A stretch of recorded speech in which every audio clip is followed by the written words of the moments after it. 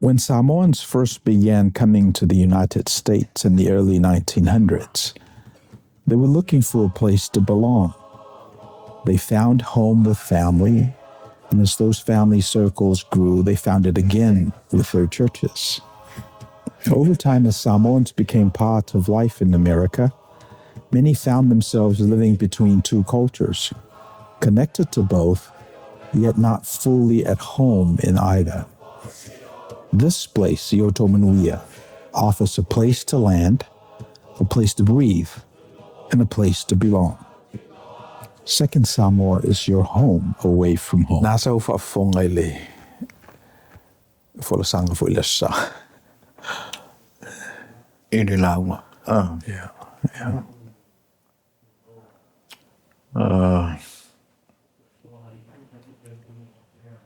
O se launga tapena lili.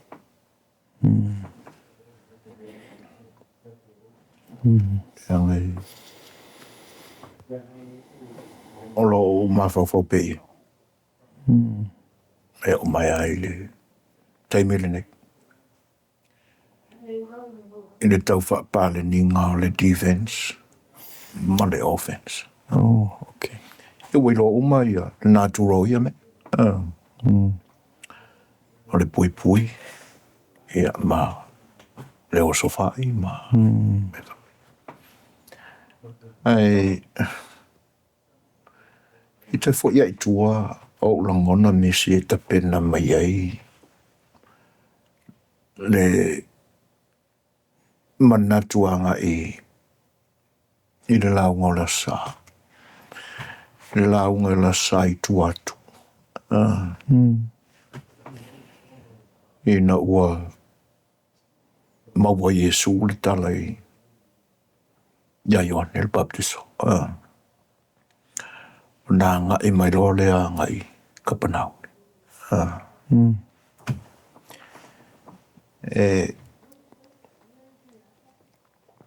O le fesili la.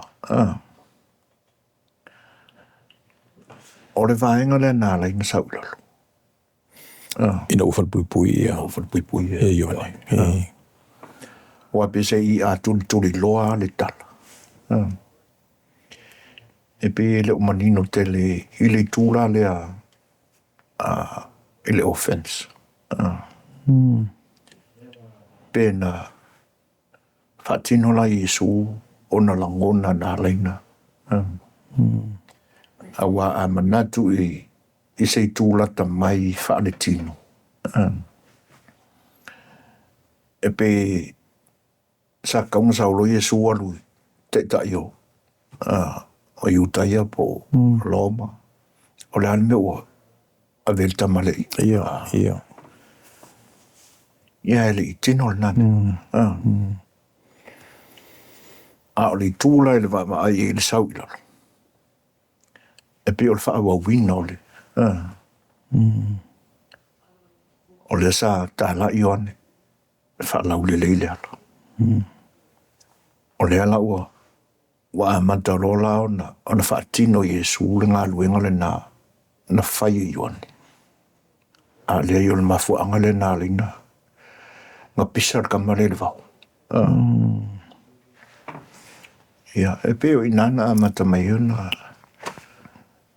O le e alu alau folasanga o le launga le sa umawai. A lai tua o lo mawau fau. I le launga o le sa tutu. E no tam whairo le e. Ia. O le nganga whaftaila nai le. Ia. Tapinanga fo o le launga. Te me o mai ma. Ioen. O le launga le lei ate au I so ufo I tamai whaiwhi au. O le launga e umalona whaalongo I el tangata whaatino lo ilwa yaso. Ia wala o le launga le na le lei ate au.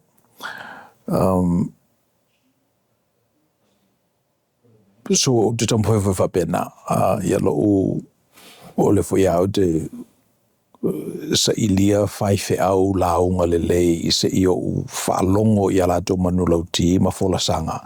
Ia pele o sa vali e fo I le vai aso. Ia wa e pe ole mena e whaftai am ole compliment fo I. E pe a whapea ai le o mawhai e le tangata o na avele launga le sa o na o laila I e le vai aso. Ia e tu maulava. O le mea tasi a whape e maua le upu pala le fatu. Ia o na tupu mai le nai fuole lei. E oi. Wa o le siane na vaenga e pe le o I longo na manino lele. Umani se sauninga se kalesia. O mai fafore kalesia mo le au lotu. Mai no faro. Se langa le la unga mangia. Ia le o navoi. Sorry. Ien kako salamo voi le vai aso le voi salamo. Ai pe o tūlanga le na o le ale wingo le. Nanga le la unga mangia. E Manuia e ona o upu o lai.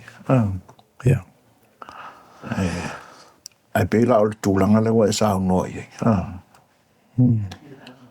O se la unga le leio. O le la unga e tino mai e na le upu le ana. Muli ne ia e sa unga. E upu le na ia vea mawhatu e pa use ele. Ia. Ioi. E pe la o le la unga le lei ma le Manuia le na. Le o karangoa ma karangu e la ulo kui fafo. Ioi. E se le Manuia le. Ioi. Ia. Awa e o whae ai na iu langona. Ia. E le o ia I se tūlanga le lei se o ainga le ni taimi. O na wafa umi o na whea ngai I o le mātua ainga ma tinga o le tino e ale le ma. O le lai kau papalingi le offense mo in defense. Ia. Ia e.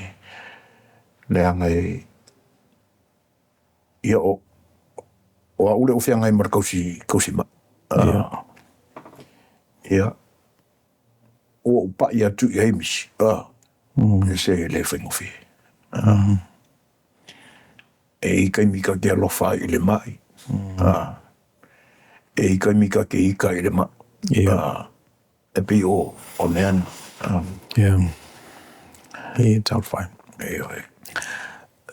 So, ia.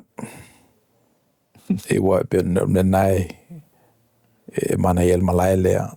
O le malai lea le ngata ina whateita I e le launga I le so. Ia so sa. Ia mai ia mata upu onga tu ngā moi. Ele mwhaina ave I o ile filsa. Bela mena. Ia la tatalopea o al me whenga ruenga nale ale galesia. Matanga te whatutu tatalopea I tinga o lo whenga I ma lausunga. Ia a double click lai tinga na. Ia ona mwhaina whanau mai ai se aonga, se mea fōu, se mai fōu, la whale upu a tātou Samoa fōu, e le alamea. E pei ole le sona le nā I le launga I le sifo ia sa, le na whai le launga wha amuia le li, amuia e wha noa, o wae wha mawhanaina I lātou. So pei isi nā o ngā le li, o walawa ni alo tātou ma ta upu tu ngā ti ngā whinga tā o le lalolangi. Awa, ma ta upu moni ana. Ma ta upu moni ana. E tangata lātou te tosia ia le meleta o le conscience. E whawhewheo na conscious le tangata, e whawhewheo na I lo o ola. Ma o le tali la, ona o ti ngā. That's the basic fundamental manifestation of conscience. O le teimiro la vele ti ngai o ia o umalo o le conscience law o le tulafono na o le physics a whamea le li amu ia e anga malu a wai whai mo la tau tofi le nu so e whapenale winga o mea ia, mai o te manatu se whea ule leina mo tātou umalava, ele ngata ia tātou i nei, ia whapefo i lato o lo o whafonga ma mau mai. Aua lava le alo i le i se mea whaingata, se mea tinga, aua ina o lo tātia i le ola. So, a whaftai fo i lava e. E pe o rea, e tau mwhai e tau tu whaatasina i tātsina. Yeah. Ioi. Ai, a mapua ni ai, i lota i tāpau sisi. Ia, ono te iloa leo lota māmasang i au i le ai. Ina ua o ta whaamamafa i se mea pita silo na mai vai. Ia. Ai, e whai ama, o le vau kele koe kusi notes. Ai na ua tupu nele, nea whale, le mafteanga le sio ainga. Ia, o no whaile, ia loma tau tu whaatasina i tau sia ma tui mawhau whau. O whapea, ele tu whaamaumasis. Ioi. Ai ole a mai o mea na. O tati ngā nila. E pilau na. Whasoa mai fo ia. Ia, o ta tilo atua. Ele e peia o kākawea le e ngā lue i matematika fo le ma. Tau whai whapale ni le mea thai. Ai le se formula o. Ioi. E pei fo lao na o whasoa fo i nisi fo i uoi. I le mata tia na whaatu ele emperor pito silin na ona. Na tala vou o loma. Ma ia sui ai. Ia le whatinonga o so whainga ma. Ia. O kirkilo ako i whaamatalanga o le Super Bowl e nau mani. E pi whapena. Awa o le isi le nā mea fau na tupu. I le tau le nā. Na amata e le ofen. Saulava suria. Ia. Awa o le isi nā tau a pe o loo whaamaui nei talo taua aloma. E whaale i whaongai nā i le pelu. Te lea in whaongale au ajusoi. E peo inana te le mave le pā uo le au taua soi. Ia māmata lona solomuli. Ia o le tangata na ta pena le leila na formula e. Io e whaongale metric system. Matematika. Ia. Ona ua i loa o le a whaangaio i loa ia. Ia. Ona o sa whailole.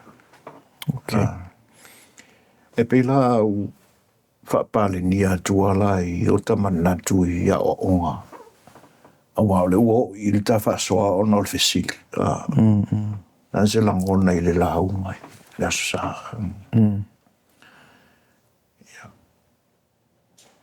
O na tatia mai lora le meana. E le ilo se le leio le lau mai lota aula. Pe ata le whatatia le leisa teita a la fuae. E ola i le vai aso. O le ala fuae. O songo oso. Ia. O songo oso le malama i mea. E whai am whatatia le leia se a la fuae. te pifi on te pena le linga o le emperoa le na o Maledict. Ioi. So in manino la le tala na so le ala le pesa technology le ale u fana versus le pelu le pelu e faila talata i le fe au o le u fana e le manino so io e be es el maneo le na technology o latu fu i vai demi ia o te loe te lese fasinga le titinta ngata na latu Wa o le roto ta penanga a leri. Na ia fuaina ai le se'i o le u. Fana ma le au whainga o mau ia la whelele. O tangata e pā uai. Ia alua tu leu whana lona lua. O whasolsola tangata le. E le ngata lau le na a o le mamau. Ia o se fuafuanga pita silo na tamai. Na o foi ia tangata totoa ta ua o loma. Ua mātu tua i le whaivalea. E fau ia i la le kouia. Ia le fau mula ua. Hanga ele. Ia e whaiatu. A le ie. Ke le o le se senga o tangata na mali liu asuria.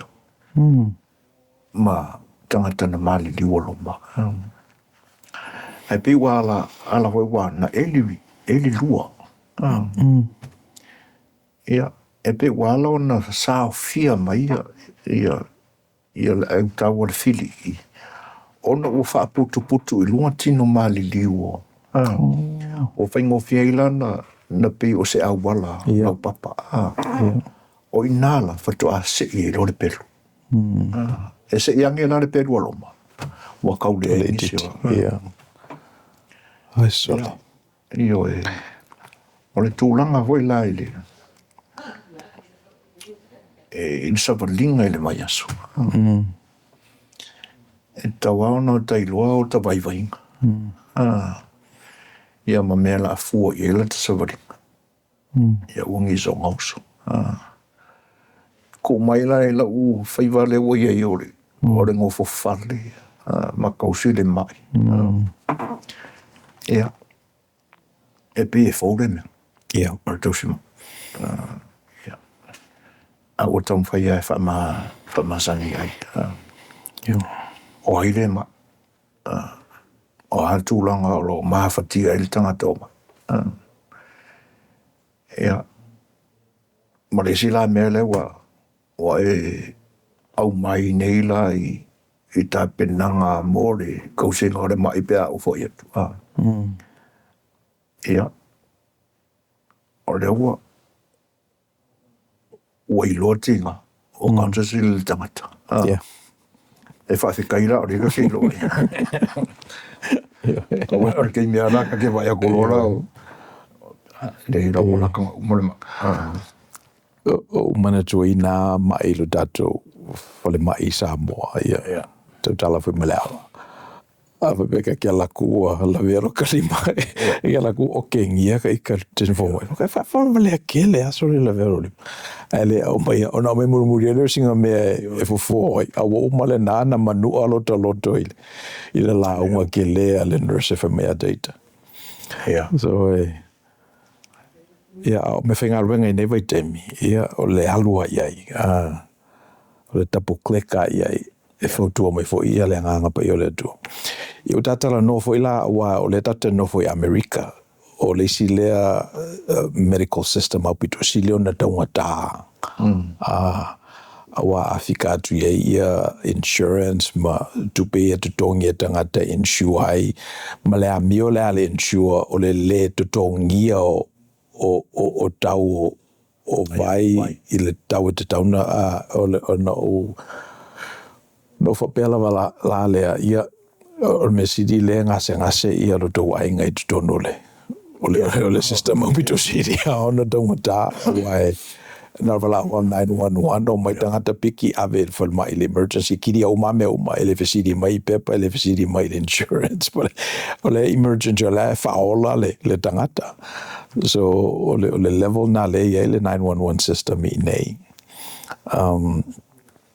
fa mai ia le li o ngā luenga nā tau wheta tō fa marolo I mai matuturi moni Ia. Le Super Bowl le talu ai. Na mo ste mea vanoe matamatai. Ele ai. Ia o le mea monia. Tala noa fo I mali. Whae te o no. O le mai moanga fo I. Whonganga le atunu.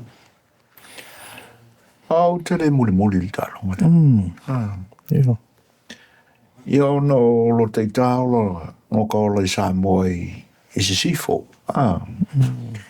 Ia. O laka pifa Britanniana. No la mai ai.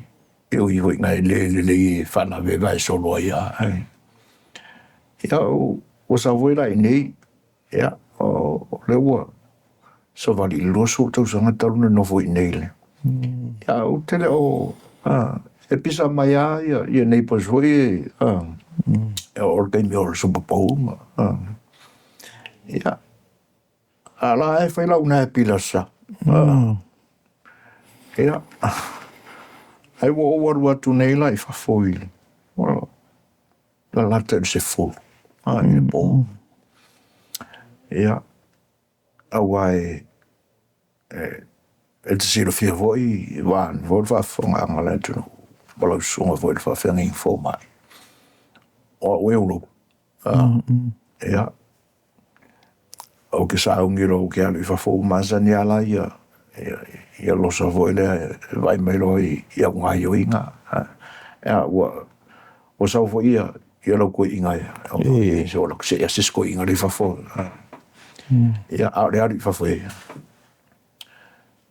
O la tuale o tū me no whanga masani foi no.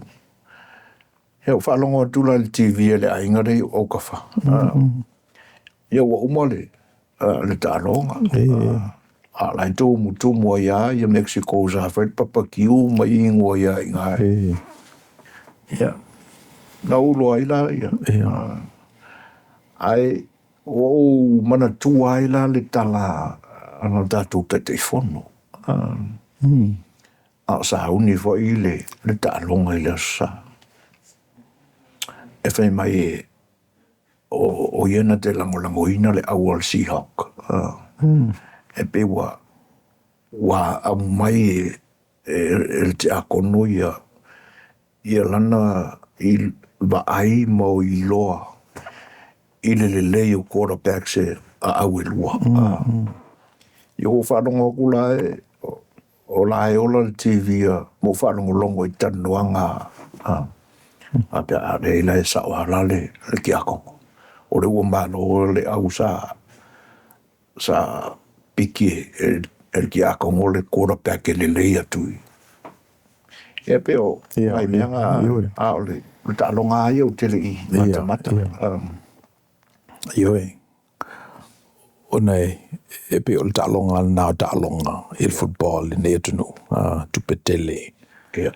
Ne fo na uta ua le sai po le sai on tu atu le mele tu po il kolisi NCAA na wa matona mawa ia tupe tutongi eta maiti ma fa tupe ia scholarship il kolisi le a waso la o vanga manata o amateur ele tutongi lo o le qualify lo le la wa te falta wala ma o matala fo na afa de ma o le nei atu ona so sonia le nganga pa ia lo tau file le o mo faye ona ma o tu pe te maiti ia o football ai o le mele na Amerika ai supermena na la ona fa nga fo ye e faye ia la unga ma o viole o le full sanga ile sa ona o pe o se denomination le nu fala o tai pe o le e fa ka sa na datu o mai ai ma le e fa ka asa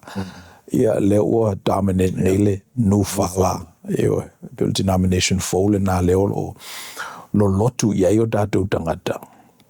I le asa e whai le liki.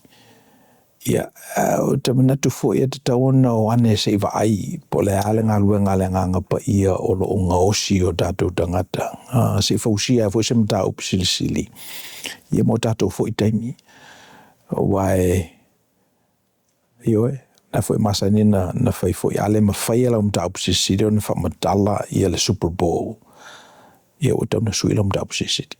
Langa Super Bowl le tupu ai tau sanga uma. So pe nai mea nai o te maita wina.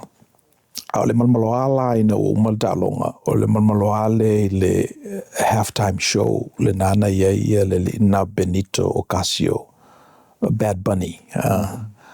E pe o ina pe na tele atala na whai ia mese ia tangata o lo maata i tu ina winga o mea.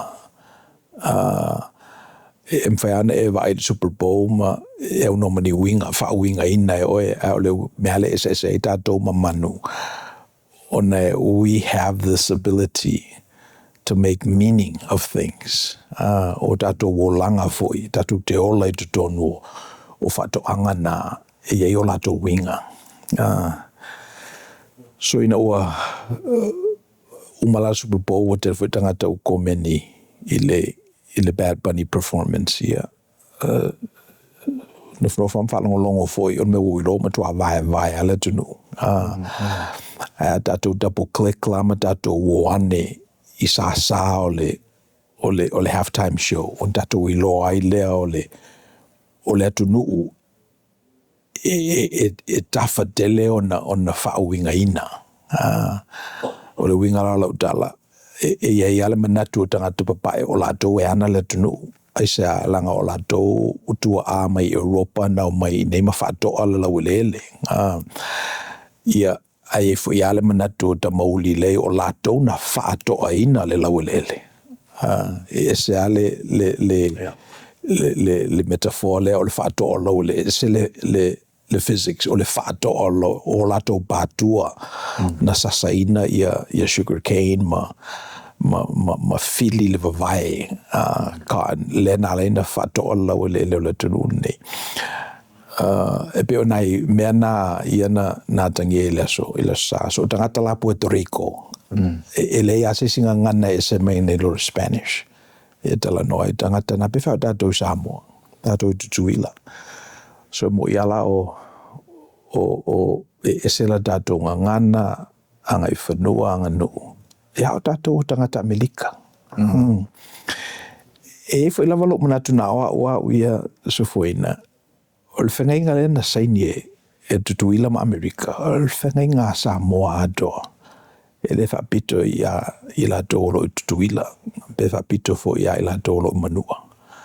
Le o le whengainga na saini o tātou tua a mō tangata Samoa i le rangi au. O te miumalau te whalongo ai o vai tātou i vaenga na vai na i tātou e le atu Europa. O te whanau noa lava. Langa e alo manatu e le i whauwhape nā tātou e le atua. E le i whaunisi Samoa e siri atu nei loi Samoa. Le na whau a tātou o tangata Samoa. So mera na e tawana mo sa whanoa e te e tātou i forces i olo tam whai e vai tātou. Mai olo tele. Whelan tātou wā ea le filina ia ona na tasira tātou mawasi na Manuia. E peifo i lava a le mawhai le tunu une o Amerika o nā ea le anganga le nā o le vai o le tunu. Ia i waina malepe.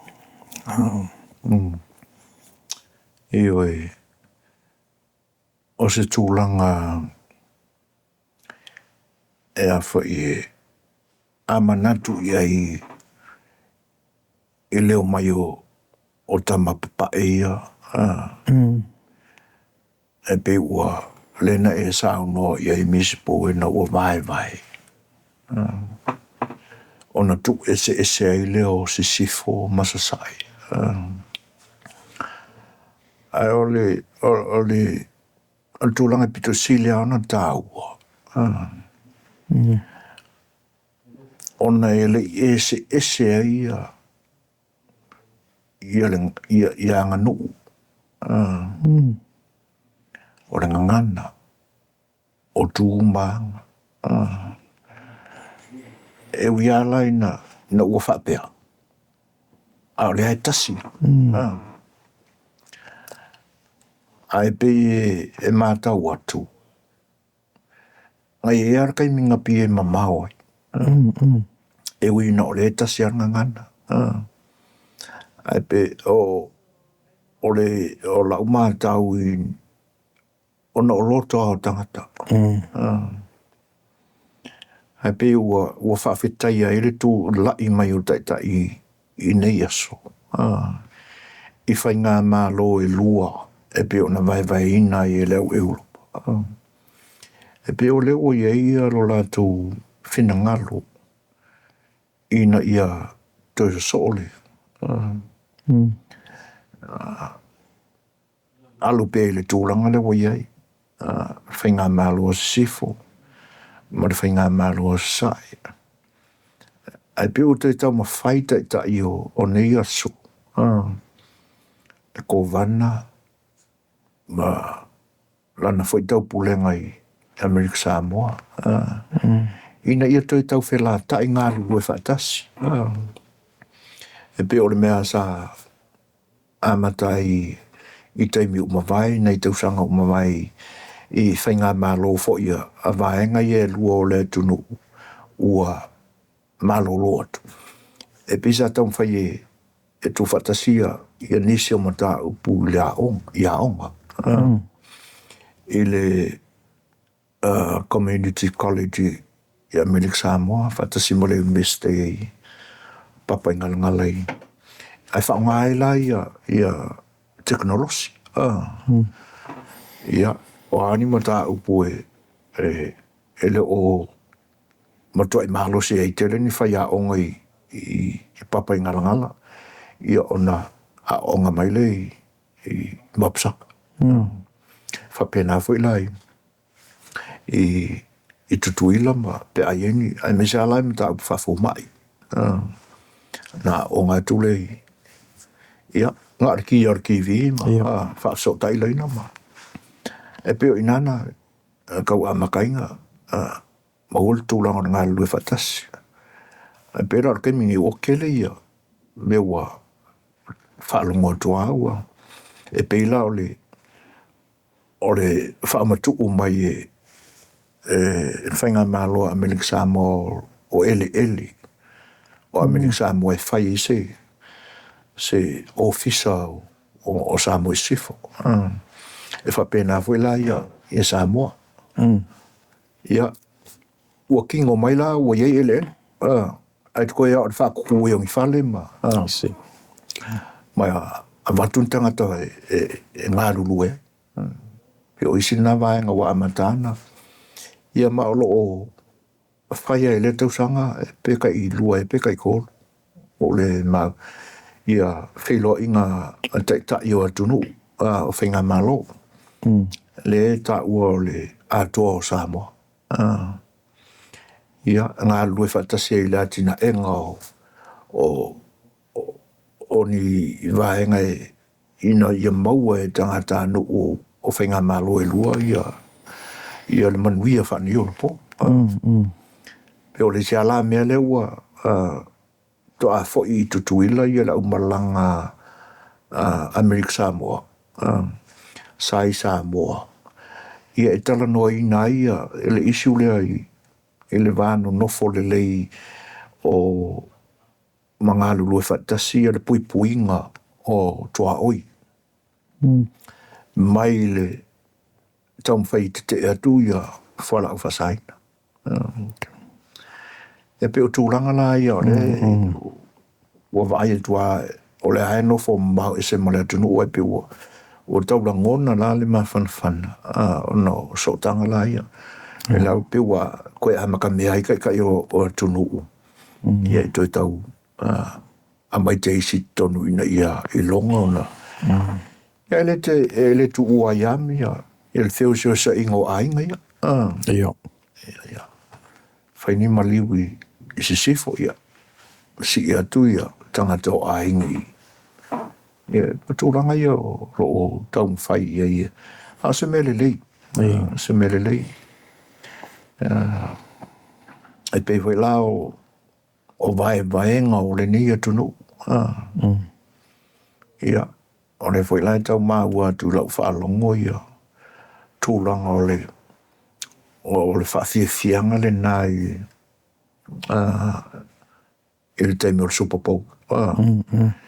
Ia atonu ai te lini whaiti o ngā i le ngā whi i ali i e peo nei tā ua. Ia o nisi o le mea o tupu ai ni o na po. Ia o fo i lai wha le tonu o Donald Trump ingi. E le ngata o tangata ai o lo i te tonu o lau ele o Amerika. So le ai foi lau ke mai Samoa. Ia to ia la ia Amerika Samoa wa pe o e va la ta sota. Ar ke mai la ko ka ye upolu. Ke me ia a drama fai ni. O la se foi tion o sau mai Samoa. O tele i lopo i to fieni tanga te Samoa e alo lo fai ato. Ia msalo a le tūlanga le i tangata fo i ua kipoki. Le immigrants. Okay. E ala i ona pe i whapena langona. Ia, a ka whaikau kua, o la e whaitio mai ma. Ia. Ia. O le vai a i mare pe ese a i o tangata. Ia. Pe o le sia whatufunganga e te taona whatufunga i nā i la tātua tunu ia ma i la tau whero whafunga mai nei prokalama. O le mwhaiona tu ese o ni mea. Ona e mwhaiona ia mawhai al tangata ona awhapea o le manaonga o ni tupe. Ona mawhai le tangata ona le sue tupe i le whaiwheau. Ai sue tupe i le whale tupe. Awa ora lato nafa le nā, ora lato competence le nā, o le mafuanga nā le whaiwhale tupe, ona o tupe. Papa pe o le mea le nā e whimna mie o le tele lavo o whinaunga o lo whaia. E pese i e whinau mai e leo whawaina e manatu nā e leo. E wai o tele i meet mua ya President Trump. E le mawhai ona whausa manatu e umai se teimi o whaise opinion. I se mea ele i tupu mua o tele i lor tangata. So a whatufunga ina la i a tātou e awale umawina o tātou langona mo tangata tātou tele i loa mamasani ai. I think e tele a teimi e whasao mai. E pe o le mea nā e o te mna ala e whatufunga ina o tātou tunu ia pa u tonu ale fui niu i lungo la palapa. Ia oa le wheitai i tātou i le whaiwheau leanga o lana le nā ngā ruenga o le sau e tala i le tala ia Yesu Keriso. A tonu e iso na winga whaltangata ia ai se mai nā mai le upu, mai le message. All confused e tātou le messenger ma le message. Awa fo ine i ngalo ia i tātou le miliu. Awai o messenger e sau malu, perfecta. Whaiwheau o mai mao a le message ai e tu maupea, le lofo le tua. Ia melana e whaitete o le miliu. E taunei loe tātou. A whapela ita mai se tangata mai Samoa ia Donald Trump na tele i whailoa iai. Ona te taure na whesili.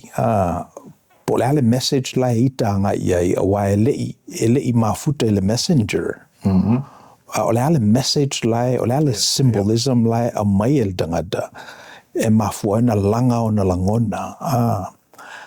Ia na whaitete rola ima le miliu wa o le ita le nā. E lo manatu ele i whato a tupu nei ina ua tula i Palestine Trump e when Palestine. Mana upu ia ua amplify nei le media. E le manatu le ita nao se mea ua levana ia oe. Mwhaialana o ole umau, o one i tausi whaatupua, o one i apepele ia te oe nāla ngona e peoni la e mwhaiona ofu matu ese avetata, to e mai to e ofu, to e avetata, ofu atu le stemi ua mawhiti le filo, motu wha mau, ia tongilo lapisi a mainis.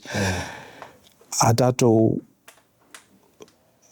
o mawina o tātou langona whapena, tātou ofu yo tātou la e, i ona le mwhaile ona to i lalo tātou i mena.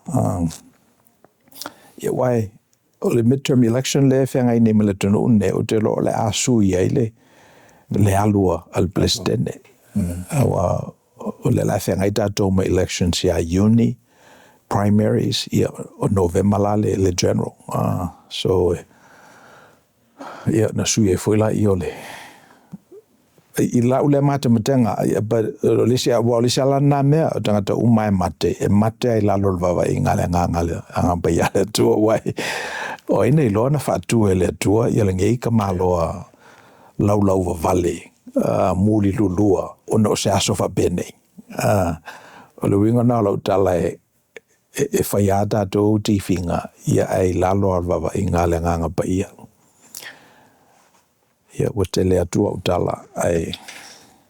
O le vaenga lea mispopina. O le ita i se mea e le masani ai. E le i ulima ma whaatalofa. Ai ki ia waika. Ia. O na uma fau le i ele nā tūra o le tangata. E ka kia ia pe lau tele o le larolangi. A tono a pe langu ta si ai. O le winga foi lea o le alu i ta inga. O wai e pe ona o tala no atu i le taalonga le o le football. E le ini ulangona foi le o te whiwhia. Ona o walangona e tau e o ngilangonga whaapiko. I lo wawai vainga.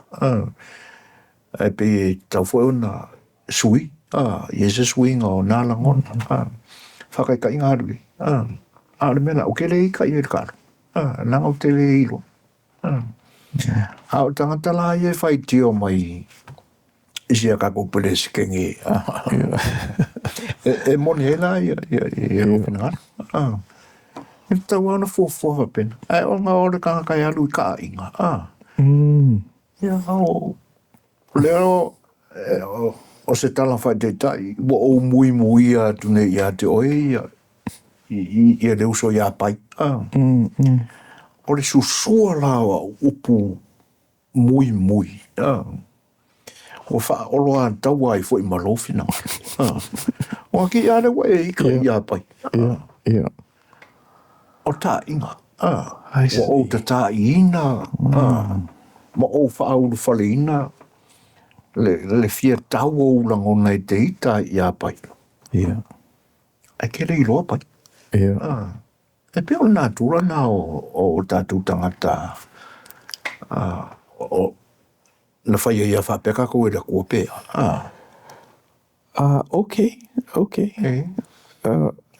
Mwena amatei na whai whape tātou e le tua. And na whai fui tātou e le tua, with free will, with agency. E ma whaina sui. Whaina sui. A whape o lau māsani na o te talo i whatufunga ina o e leisi tu o le atoanga o le tangata na whai ai e le tua. E le se robot. E le se tangata whai atua, e le san tala e whai mai. O na tala fo e whai mai, e le liwha i lunga fo i le tua na whai ia, e pe o le atoanga na o tangata. E to tele o ta tangata o lo o ta inga. Atonu o se tupua na e tauana o na taia, e le tatou proklama o a whape finangalo, ia tatou e vele malae ma malai utu ia Manuia o le atua ia ua te leni tagata ua pa'u'u ni taʻiga e malian matou dinner ma esi foʻi ma ua faifeau me aso uma vae e tala ai la ia sona faletua i le mea lenā some sort of a betting betting app ia na fa'asoa mai ala ia fa'asoa mai foʻi la leo i loe e tinā ia o le mea tasi o taʻiga ia no fatia se fai ua e fatoʻai loa lava le lelei ma leaga o se mea ina ua lava ni taimi e tu'u i ai ua lava ni tofā e lalafo i ai ia ona fa'apera le tatou so le o le mea lea ua levana na fa'ataʻitaʻi ua fetaui ia tatou fa'au'u ia ma ave itai fa'atafaitaulaga ma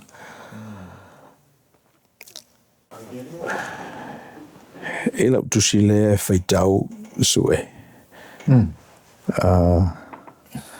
the title of the hard times create strong men. What does it mean to be a man in the modern world? O le tustala e swafaya Stefan Arnio. Yeah. E wape o le sialea. Fatufunga nga e tauna fatufunga un mai nai e tangata e taitai o le feitau tusi. Yeah, I'm sorry. E se tusi o le ua tu audio uma ia tusi so o le tusi le o te whalonglongo iai e pe o le whasaonga na o le amio ana amata mai o le titi o le feitau tusi o le library le sfaleile pe a uma le aonga library le yutu lei ia amata ai lalo i vasenga masalo pul vasenga fa pul vasenga lima na amata i ona mato woi le library ia te minabo fia o tausanga sefu tausanga valu tausanga o le meu famtala ina il tala na ona o le ngaluenga o le suiina o le tangata e te tawana amata i lalo mena taua ia ngaluenga matua ina ia faato to ina le baptisonga de maiti e te pena i lalo wale wilo ane o me o tupu ya we pise mala fo alele o le alu e moe se vanga na o faita usina tusi o fa o popo sina ni nai manatu i le mafo fau e pe mena le o ia nei ia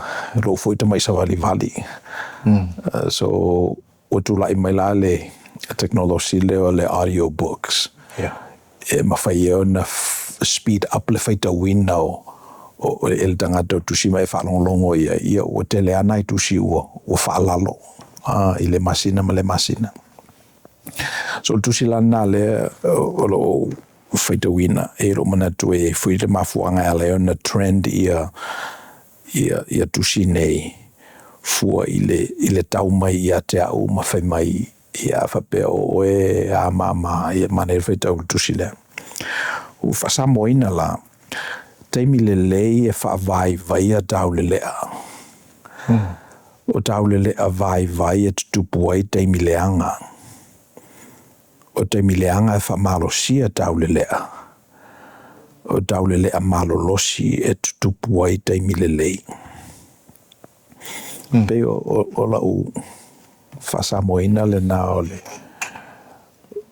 urutala o le tusi lea ia manai chapters foi umana whalonglongo iai ma le fasiri lau tulai mai what time is it o le ale teimi le o iai tato iai e teimi o vai iai tau le lea teimi le lei po tato sava vali i teimi leanga e whana nau mai iai ni ta i malolosi min tau le lea malolosi pe o le Genesis le na o le tusi lea o te whaitawina. Mai it's like a cycle eo e le cycle e pe o nana o whalongo atu o le amatanga o taimi lelei. Ai lona atoanga ina ua e whaasamoaina ia le tusi lea e te whaalongolongo nei mai whaafongai. E toi whaaiwa lele. Yeah. Mane. Yeah. O ai whai le āthoro tusi. Ia, o Ari e po i lengo. Ia, tati ei. Ei. Le messenger. Ia, Le message. le messenger, ma le message, ioi. Ioi. O te whaalongolongo fo i emis. E pie, nei fo i le sina vaenga o si o fo i ola e pie. Ia le whatustusaina ia uso i fua o oina. Ai, e fo i se vaenga o ola o te fia e whaitau. Ei. Ia ona ua pe o tau le mo i kusingi kai me o le whakua. Ka wa ai ua o lo i se kako library koe ia. E wina le tomu whata ai. Ia. O te whalongo i fiction novel i le YouTube. Okay. O me tutupu i a inga. Tangata papae. Tangata uli. Ia. Ina nei se lalta mata upui si vaenga mana ia le ana. Le wa whaine ma autuol ta segment. Ia whapea o teimi le lei e whaavai ia tau le lea. A whai o stau le lea. Na soi fua i to tono o se ainga e maua si pungi au. Ia. E pia whapena la se wa ai ai. Langona o tupu ane langona mita vale. Whaamaua runga.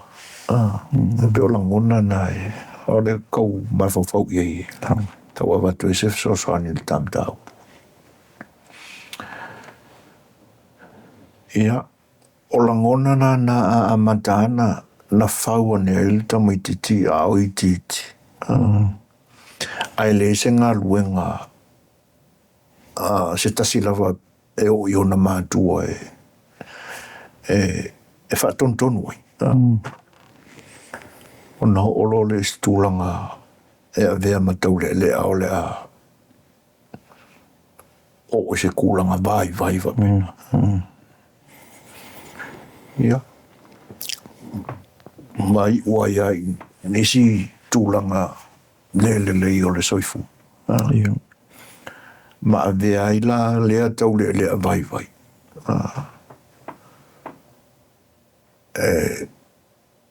E a matahani mea le. O la whai la toa ngore. Ia. But nawa maua mai. O taimi lelei e whaavai a tau le lea. O tau le lea vai e tutupu ai taimi leanga. O taimi leanga e whaamalolosia tau le lea. O tau le lea malolosi e tutupu ai taimi lelei. O soko toi ua lelei. E saola lau saunanga. O tamaiti e tutupu mai a inga maumea. E oi. E pe e whaavai e le maumea o mātua i e tamaiti. E wal te mea mana o i se mea maua. E le i se mea ta o se le ai. O tau le lea vai la ia. Ia, a le fe mai ia le urutala le o tusi. O tau le lea vai e tutupu ai te milianga. Te mi whinga tāna. wa motu lo la le swa susu ma le meli ia ona falangolango lo lea i le malosi ina ua le mawhaia ona whaatele ngese ona tu ina nau mo na manaonga ona sa tali lava i te mia o le lei so ia o le fesidi la mo tatou o le hal te mile wei tatou o tatou iai e te mile lei ua vaiva iai tau le lea polo o tatou iai te mile anga e whamalosia i tau le lea so fesidi na mo tatou ile economy ala tatou atu nuu Amerika leo te whai atu ai ua ova ma le tolu sefulu valu triliona le ai talafu so o tupe ia o lo ai talafu ele malo o le fesili o fea na alu i tupe ne ia alu i social programs Medicare ia ma le tele au le fraud foi o lo iai atangata malo losi o lo lato miti ina le telenga o le o tupe ia o lo borrow e le malo matu i le economy ia nai mea tutoe ai e trickle mai lalo i nai tangata ia whaial ngā ruenga so o mea la o tupu ua la amata o na o i se tūlanga e le mawhaia e le economy alo na whasilinga o na tutongi le interest o tupe ia ai talafu so o le mafuanga nā le ala i ona well we've got bad times o na tula i mai la i mafuanga le ala ino e lo mana tula i mai ia le tau le a malosi le bad times lead to strong leaders strong men ia o le tatalo ia intact pel nei malo nei mfeona to malosi o le ai e mo mola na tala le foi aro o tele sua u nei le tunu nei ele o elia so il tipil nail malon nei o mana tua misi ne ele ulta la volta ta ele termina na fai de por Colombia ana tunu ule nei ma Samoa hinga malo Samoa tututasi e la ua tu i eita mai ti kaule le aia nga ola mai ainga maumea ia ia onga ua leanga mi o te mile leisa iai i te tono la tu ainga i kele o menga saulo ko ai ia ua whaila lea mi o leanga i te tono a onga whaila por la ua tu loisa ia o te leo mantuaina ia ingoa o isi a onga awa o seli i Samoa fo i fto amali wo nei ai le vai aso e lena mawai atu nei po ona tu atu e seli o dei baka ia wao le sinna tangata sa taiuru e por kalame la ua ko ika maiti ma I think o le ingoa le aonga le silver dream i Samoa i lona whanua i uta i le ai kuyukat vau e ngō taptapau mana i o nano whanga sa whaira o le sia ongo te mana tua sa whai ngō le Paradise Cove ia i ngā i sawhata Salofata ia Salofata pawa tua e raka mikia e tasila le tangata no whaalongo le tala walu atu nei lai por kalame ia wa vea le leanga o le vea o io se tau le leanga wa to e tupu mai ia se na whaai ule leile ora. Ala tui Samoa I Port Alamitos a mi ule leia I whapea le tala o musu sa. Fia no fo sa. Ia ana au mai koe whafoi mai. Sauro le o sui le ola. Wa vea matau le a le le. Sauro le a whai mea le le ni. Na toi whanau mai ia. Na loa tu le Port Alamitos lau pisko. Whai a onga fo ie la o tu Samoa. E pe o mantua la ia se vanga na o no o le tamata upua. Tala noa ina nei. Ia mara facilite lana. O whena o il taimi. Le voi lawa e langa mai ia. Ia le economy le nei atuno. O kwa ke le ngā I kalafu. Ia. Se mai sau noanga misi. O whena le ai talafu ia. Le whinga malo Amerika. O inei e ai Amerika po. Nisi whare tupe te leo lolo. So ole instrument ole whaonga le malo le nei e whapepaila nei talafu la to treasury bills. Treasury notes. O bills o notes nai expired tausanga ia sidia loile tausanga 5 tausanga 10 tausanga tauro le ole note. So tangata na e o fundinga lai talafu sai na e numela momua. So le tele o lato tupe e mawal fatau mai o lato uloi nei. E le toi fo I sai na e pakai I te. I le treasury bill lea tato. E mo ialau fai titia ia sai na ia e o na e te tele a ia tupe. Tau triliona. Ia pani le si atunu o invest I treasury bills. Ia mese tato tama eo lotu. Le foi na o wha malamala maina ia le tūlanga o lo ia tato. Na foi life source ani tato ia I talafu ole. A le tunu ule nei o whea na amata me I talafu o na taua. Ia whaia e le plestene ma wai tupe a company o lo whaia mea tau. Ia pangale e whaopopo I le I talafu I le tunu ule nei e tutongi e patu o tangata o la fonga. So le sinang.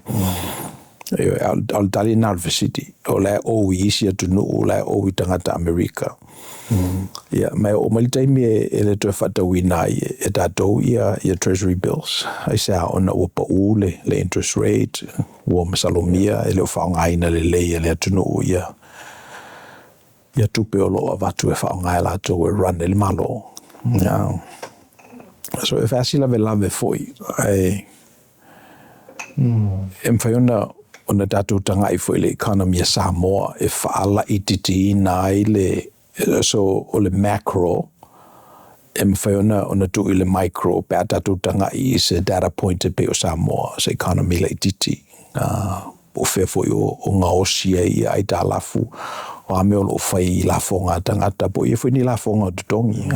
Pio I sina mea o le mea lava e alai ona good times. The reason why we have good times, ona ua tawhele swa susu ma le meli, ona ua whamlieina ia ngā lala o tangata ma o lato manaonga, ona ua le mawhaiona whaatele ngese ia le talia o lato manao. So there's no deferment. O le mafuanga fulnai alai ona vai ia economies. Ona ua le se tawa vai le na o le se boundary, o le se tua oi, tau fiofi. So e peo menai. Ala iona vai ia malo. I Amerika Samoa mis. O whawai ia po ia se tūlanga malo si company ia foi le. E lalo le atuno. Ia o nā ia company na ai ole o tui ero lato malo si pe nei ai. Ona o le lua la mafuanga ona o whaistonga tā o le ngōsi no le ai nā, no wasi I lunga le minimum wage. Me mo nā o le si mea o efficient atu isi mea o lo ngōsi ai le apa. Nei lo tuila o whaiona whaiala to investments and whaiona process le apa. Vave, cheaper, faster. Ia, Malaysia ngalu le nā e pe ua vai atu ia tangata tutuila pe ua le anga le sio manga I mea kompania sa whai e tau sanga e tele. E li ma whaina mitigating o pepe ai amu, pepe ai o limu ma. Mai si fi ngota o le sami sa ola le lei I le Pango Harbour. Ia panga lea o le utoi ai. Whatama ia o le pollution le. Ia sa mui whale ia. So o le fesiri la po ua whaavaivaia ia whale ia. Well,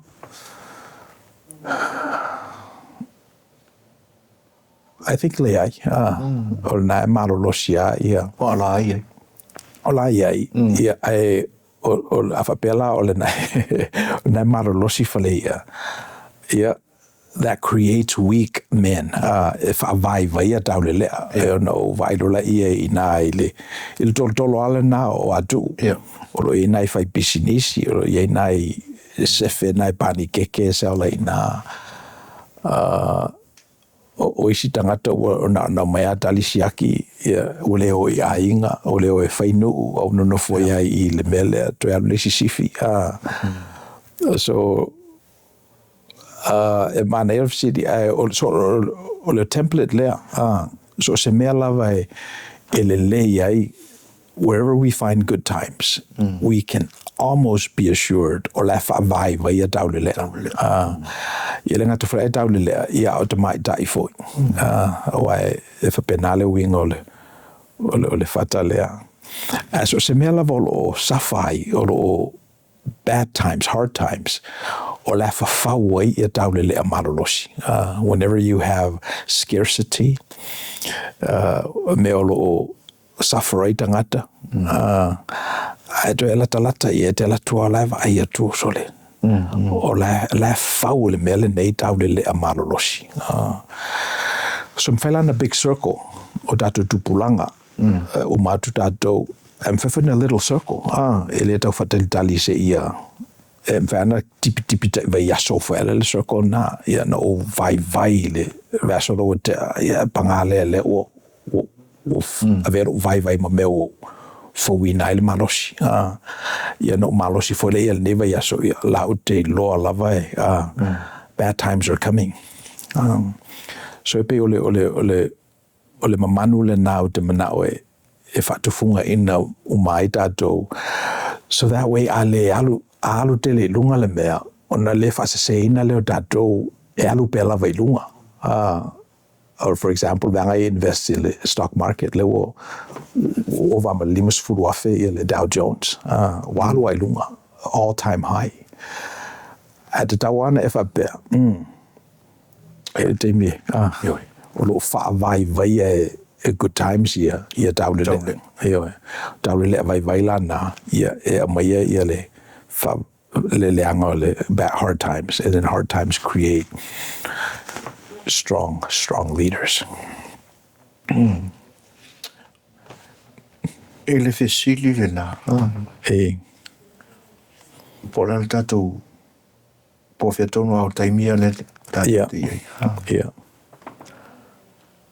O le o tau ma whau misi le whaaleanga ina o tau le ia. Marko kena o kaka. I le larolangi. O whiaole atua iai. Ia vaenga ina ia maua le atoanga o le parkalawhale wa. Mata mai le leisa wa ia le si e toi fo I le. Yeah. Ai awha pe e solo mua mai tangata o le tātou te whapea lelei. Le na nao mea wha le tonu e a laiona lelei. O le awha I o le point leo tau whai tau wha pulpula atu. The battle between the good times and the bad times I meo o drugs. Pe ma whai lao na te sau ara sai kole. Lele.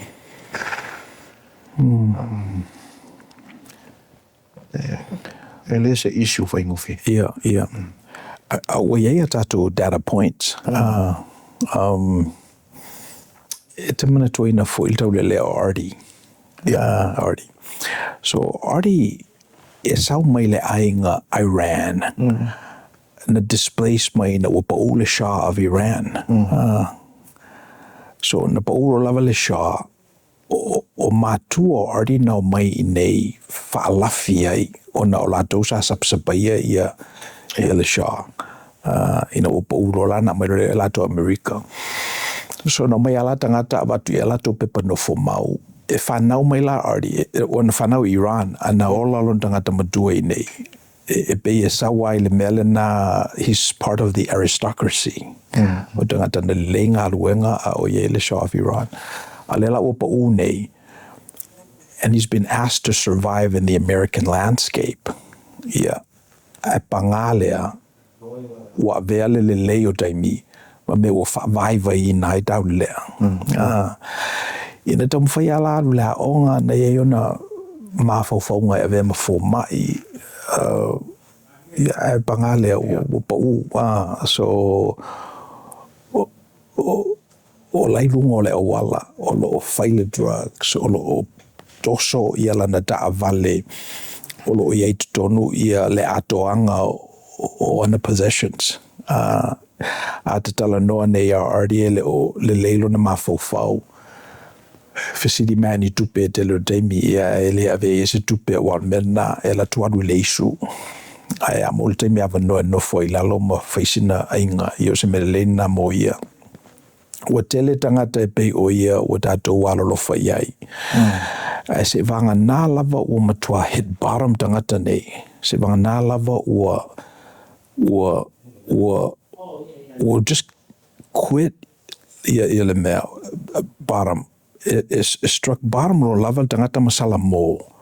Mai loe iai se isi wala au mo ia silia tuna I lo le mea lea o le su e mea ai la so adoa. Ona amatarona fawina ia lon tangata malosi. Because hard times create strong men. So mela na o le tātou te talo ia o ngā prokalama I kalesia ma manui nei mawheo nei loa e ia lona depravity lona fiamana o mio se whasoasoani e leo mawhai e ia ona toe ona wawanga ona mawhau I teimi a ona fo il whalero tupu a le neila ua unu nei whafo ia le ua samu I mamoi mea to uru mai le lao ai ia famile tala al dato fata oto ona ata mailo leo ia pele o tele ea me tutoe not lo tama au na lo tama a leo te fia ai mo matelai nei I le street o lord me lau fai lau te foi lau te foi o madua and that's la fia le tala ia Artie so e before fa so la fata di tali lon tama le te me te foi ia tuai e pangalia o le ae e safa lava I drugs ma mea ia E pea ma le lua tau sanga taluai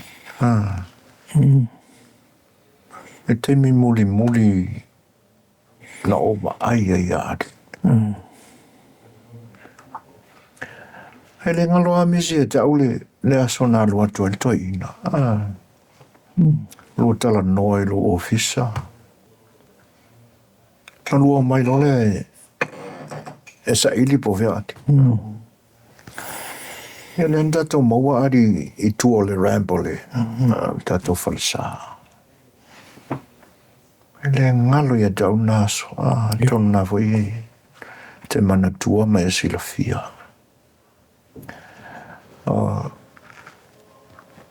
o le vaainga na o vaai ai na o mana tua ai ia lo tātou nā tūra wha Samoa.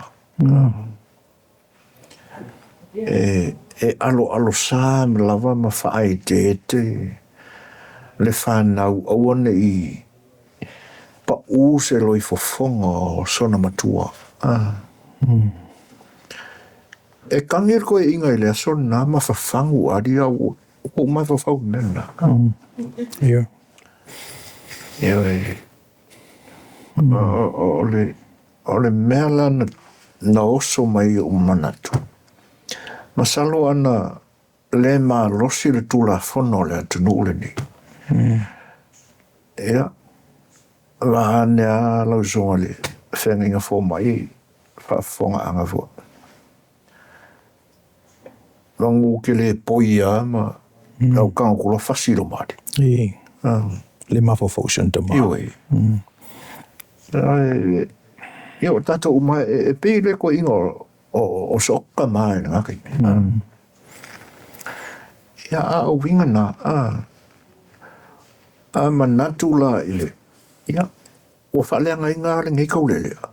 Ma leanga ia ele se toi mafofau e. Ia e moni e lau sauna o ka hakanga ola mai o langa lelei. O lo ia ele mea lo whaiva o le mafofau o le tua. O whaleanga ina I whala au whasai. Ia. Ai atonu I eise si mea mātu ia na mafua ia ngā apa ia ia. Ia uka kolo lea o rika.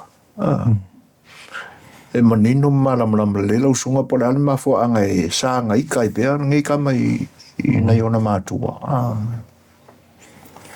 Ia. Ai atu umai la I o langona na o le e ele manatu le temene.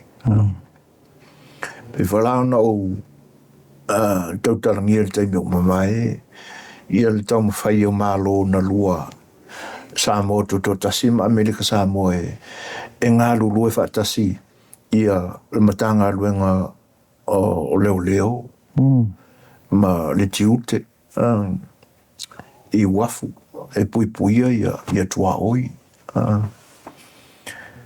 onga o le manunga lea ia awalavani tu mauni tau le lea I le leanga wa e le toi nāti ama o laua kele le mesamu Kutele. I tu umailu o le whanau mana o le loto ina ia mawhai o na whaamamaina Samoa mai lewa ma aua ina I whaau pēr le leanga o tau le leo kai penga leanga ake a ia maua mai ni mea le lei taimina leanga a oa uina koi fo ia le lele Ia.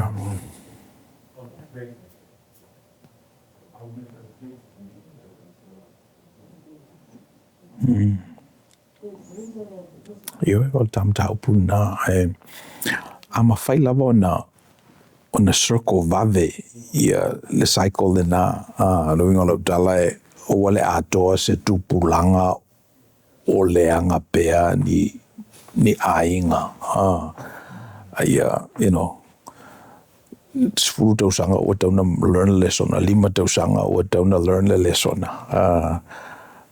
I pe tolu foi ia circles laitina am fanta pena ia le puni matatongo ia mawhaiana o na fia le puni loa.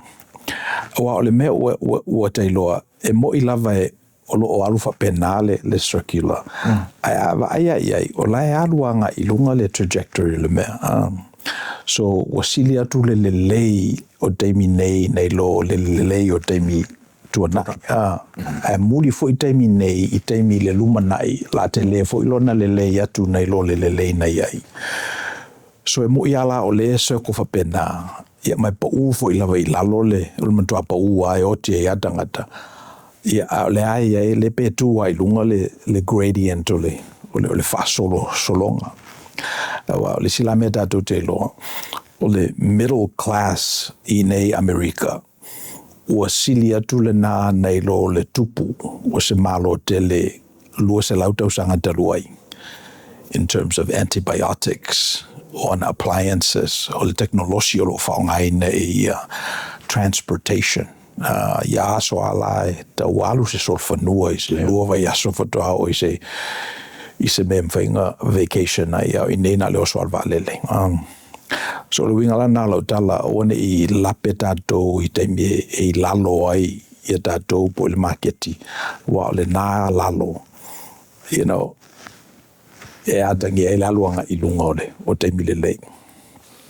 Io ele umala utusi le faitau mfalongolongo e lo manatu wa le silea wa mio pe tolu pe fatu se faitau te metasi ona e alua foi o fa umaina manatu atu stala wa le melna e tafon fatu funga ina tatou pe fa peta te manna o fa le leila tatou offense e all tali pe ia le defense.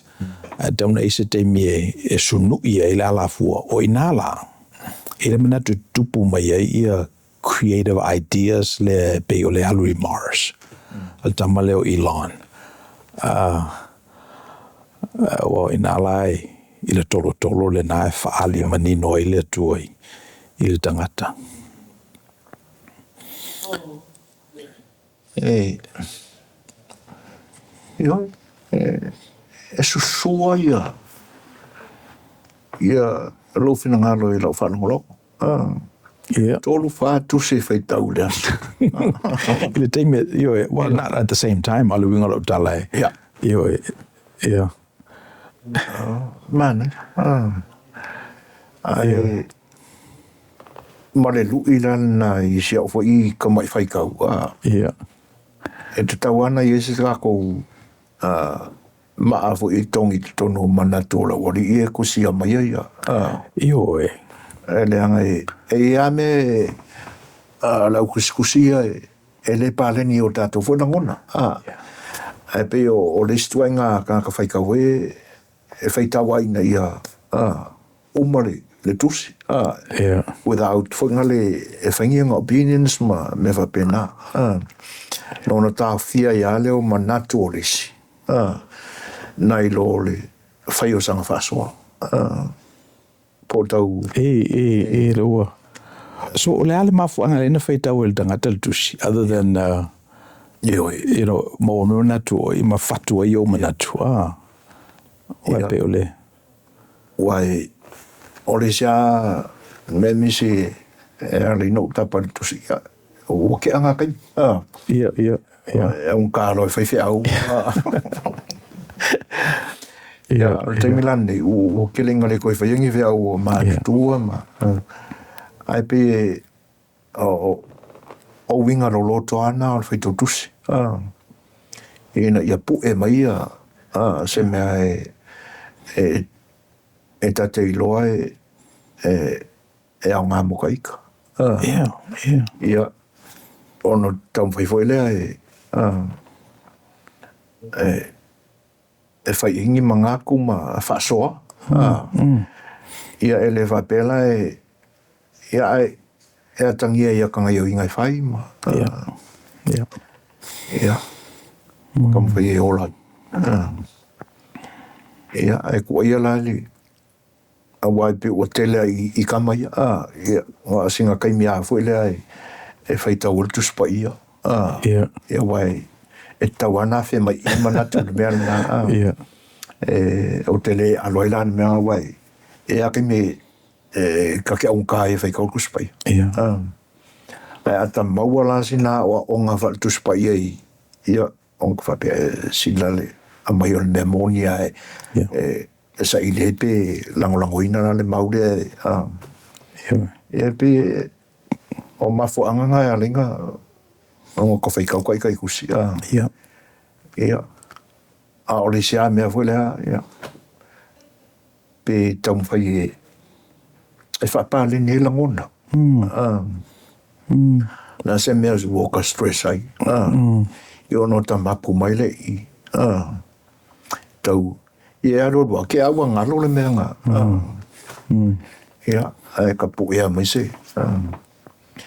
Ia wai pe o le talala le emperoa le ana. Ia, o e mafua mai i le kaiminga e zio mai. Ia, o tali loa pe o ka ua e se, ngana fo i e whapea people le se wha mui. O atu le fo mai. Ia, o aku le whamai ia ele ai ele o ele kavanga i ngile insuanga. Ia. Sauro lea, fo i tusi ia. Ia, o whai kau aku ngira. Maa dia le mea. Boa, ngalo ako ai ama. Yo tana wholo le ma mai ia mea ngā whai kau i leo langa fo o le emperor lea. Ele ai e uia ina ua fia awhetau sanga tarun te ele mea ai. E o ngā mol kai mingi. E whaftai mole. Mole mta upu fo uta whasoa ile. Ele ni aso. Peo tau sanga mol tatou au whafonga a ieni manatu fo i o i nā walanga ele nei tanoanga ia whasoa mai. Thumbs up, like, share, subscribe. I pe whawasau ko meni e tau mai ia se mea fo i walanga i nā e nei mwhai ana. Ono to e latu fo i folo sanga ia o whetau i lei o le marketi le target e tatou su e o le second Samoans. E pe o tamaitia na olam whana nau i whawhato tatou tunu. Ia olo o tau whisisidi ama mate o isfo ele o le leila lato ngangana be whawhewheo na lato soifua maola i le diaspora. Le oie nei lato ma whaongai nai tō whamanino le tatou tunu pe whamomoengal nai le podcast na ala whangata mai i le wholesanga i le nei waitaimi i Manuia lawal tatou tunu. Manuia. Thank you for spending time with us. If you found this content helpful, please like the video, share it with others, and subscribe to the channel so we can continue bringing these insights directly to you. Yo to Manuia.